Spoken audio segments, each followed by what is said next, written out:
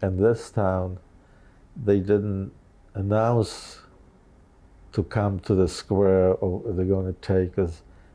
One morning they just surrounded it, the whole town. And that was it. Now, when this happened, were Esther and your sister Paula still there too? No, Paula had already left. She went to, somehow she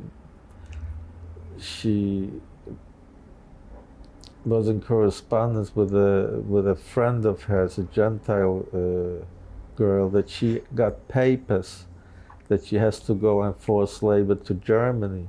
So Paula took those papers and she went in her name. And you mentioned that, so Paula had papers, Donna and Esther also had papers. Yeah. What about you? For men, the papers would be no good anyway. So you didn't have anything? No, we had nothing. Well, it was very small, and no, papers wouldn't have done any good anyway. So now Paula had left. What about Esther? Esther was also in the town where they surrounded it. And she got away and I got away. How did you get away? Well, I was there a few weeks, I knew my way around, and also we stayed with another family. Esther's boyfriend, I know they were relatives. They had this big house just outside a street, not in the center. So when this happened, I was running for that house, and I somehow made it. And when I came there was nobody there. So now the shooting was going on, the killing, and it was something horrible. So next door was a Gentile family, and there was this little, it was a cellar just for potatoes for the winter. And I ran in there, and I stayed there most of the day, but maybe 2 hours later, the Gestapo was already on the ground, and the shooting was going on continuously. So I walked back.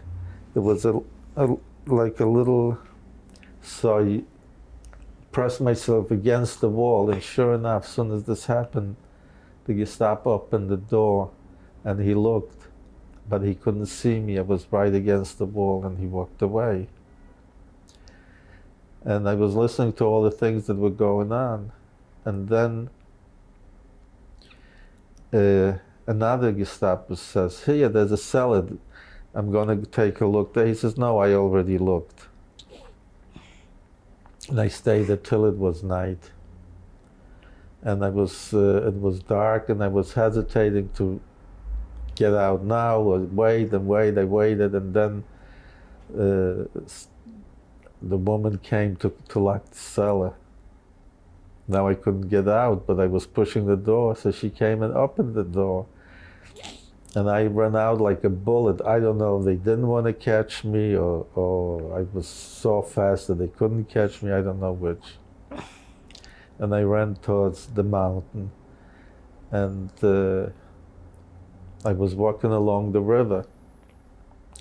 I was going to go to my sister Donna, and I was going that way.